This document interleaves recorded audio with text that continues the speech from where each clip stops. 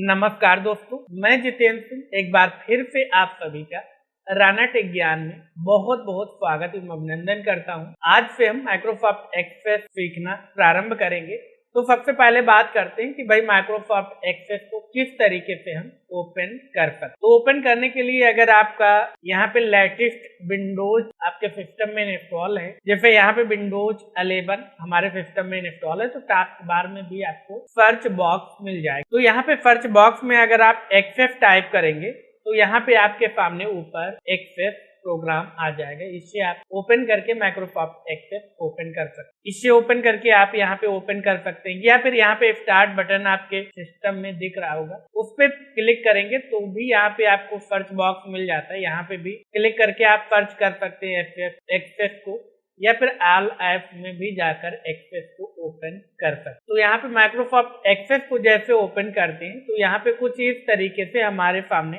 पहला इंटरफेस आता है। यहाँ पे इसका इंटरफेस माइक्रोसॉफ्ट वर्ड के तरीके से ही है, जैसे माइक्रोसॉफ्ट वर्ड था, एक्सेल था, पावर पॉइंट था, उसी तरीके से इसका भी इंटरफेस हो। तो यहाँ पे माइक्रोसॉफ्ट ऑफिस का ही एक प्रोडक्ट है, माइक्रोसॉफ्ट ऑफिस का ही एक पार्ट है। जैसे माइक्रोसॉफ्ट वर्ड था, माइक्रोसॉफ्ट एक्सेल था, माइक्रोसॉफ्ट पावर पॉइंट था, उसी तरीके से माइक्रोसॉफ्ट एक्सेल। यहाँ पे सभी के अलग अलग काम है। जैसे माइक्रोसॉफ्ट वर्ड में क्या है, लेटर वगैरह तैयार कर सकते हैं, नोट तैयार कर सकते। अगर कोई हमें कैलकुलेशन वगैरह करनी तो उसके लिए हम माइक्रोसॉफ्ट एक्सेल का उपयोग करते हैं। उसके बाद कोई स्लाइड शो कराना है, प्रेजेंटेशन शो करना है, तो उसके लिए हम पावर पॉइंट का उपयोग करते हैं। लेकिन अगर कोई डेटाबेस हमें प्रिपेयर करना है, कोई डेटा तैयार करना है, अब डेटा किसी भी प्रकार का हो सकता है। आप मान लेते हैं कोई कंपनी के डेटा की बात कर सकते हैं, आप किसी फर्म की बात कर सकते हैं, तो सभी के लिए उनका डेटा जो होता है वो बहुत ही महत्वपूर्ण हो। वो चाहे कंपनी छोटी हो बड़ी हो, सभी के लिए जो उनका डेटा होता है वो बहुत ही महत्वपूर्ण। तो वही प्रत्येक कंपनी, प्रत्येक फर्म ये चाहती है कि उसका डेटा जो है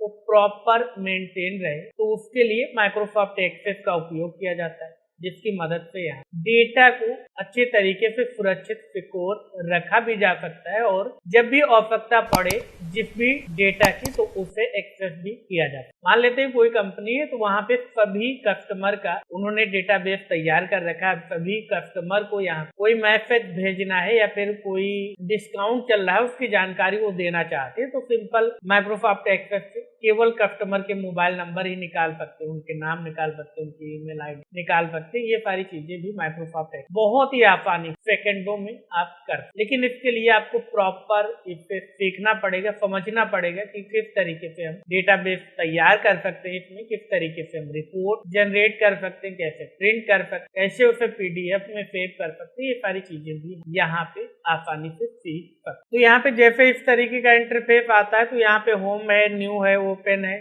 होम पे क्या है कि आपको यहाँ पे ब्लैंक डेटाबेस का मिल जाएगा। यहाँ पे आपको कुछ बने बनाए टेम्पलेट मिल जाएंगे अगर आपके सिस्टम में इंटरनेट कनेक्ट है। और यहाँ पे न्यू पे भी क्लिक करेंगे तो यहाँ पे आपको टेम्पलेट मिल जाएंगे और यहाँ पे ब्लैंक डेटाबेस मिल जाएगा। ओपन में अगर आपने पहले से कोई डेटाबेस तैयार कर रखा है तो उसे आप ओपन कर सकते। होम पे जाकर ब्लैंक डेटाबेस पे क्लिक कर। यहाँ पे ये आपको ध्यान रखना है कि आपको यहाँ पे अगर हम फोकस करके दिखाएं, ये ब्लैंक डेटाबेस है, इस पे आपको डबल क्लिक नहीं करना है। अगर आप डबल क्लिक कर देंगे तो सिस्टम अपने हिसाब से डेटाबेस का कोई नाम देगा और उसे एक फिक्स लोकेशन पे सेव कर देगा। अगर आप चाहते कि भाई डेटाबेस का आप खुद से नाम दें और खुद लोकेशन डिसाइड करें कि भाई डेटाबेस हमें कहाँ पे रखना है, तो एक बार आपको सिंगल क्लिक, जैसे सिंगल क्लिक करेंगे तो आपके सामने एक और पॉपअप आ जाएगा, जहाँ पे आपसे यहाँ पे देख सकते हैं फाइल नेम पूछा जा रहा है कि आप भाई डेटाबेस का क्या नाम रखना चाहते हैं। तो मान लेते हैं हम यहाँ पे क्या चाहते हैं, हम student data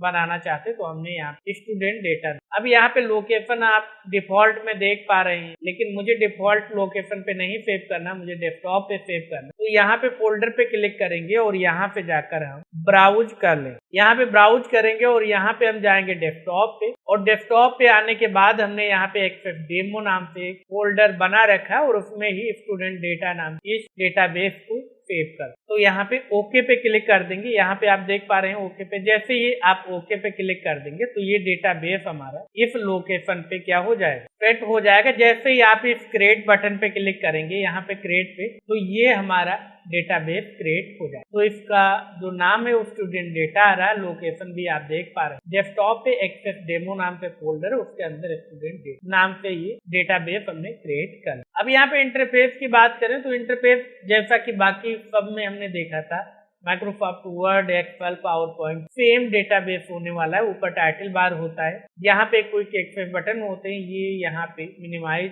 restore, maximize, close button होते हैं। ये यहाँ पे मेनू होते हैं अलग अलग, और ये रिबन होता है और रिबन पे अलग अलग टैब होते हैं, टैब में अलग अलग ऑप्शन के ग्रुप। तो ये सारी चीजें हमने पहले से ही पढ़ रखी है, तो यहाँ पे दोबारा बताने का कोई मतलब नहीं बनता। तो सीधे हम बात करते हैं भाई टेबल। तो यहाँ पे हम फिलहाल इस टेबल को क्या करते हैं, यहाँ पे क्लोज कर देते हैं, और उसके बाद हम अगली क्लास में बात करेंगे कि किस तरीके से हम Microsoft Access data table create कर। आज के वीडियो में बस इतना ही। अगर आपको ये वीडियो जरा भी उपयोगी लगा तो इस वीडियो को लाइक करें, अपने दोस्तों के साथ शेयर करें। अगर आपने अभी तक हमारे इस यूट्यूब चैनल को सब्सक्राइब नहीं किया है तो सब्सक्राइब अवश्य कर लें, ताकि आने वाली सभी वीडियो की जानकारी आपको सबसे पहले भेजी जाए। तो मिलते हैं आपसे अगले वीडियो में, तब तक याद रखें, ज्यादा लर्निंग तो ज्यादा अर्निंग, इसलिए सीखते रहें और मुस्कुराते रहें। नमस्कार।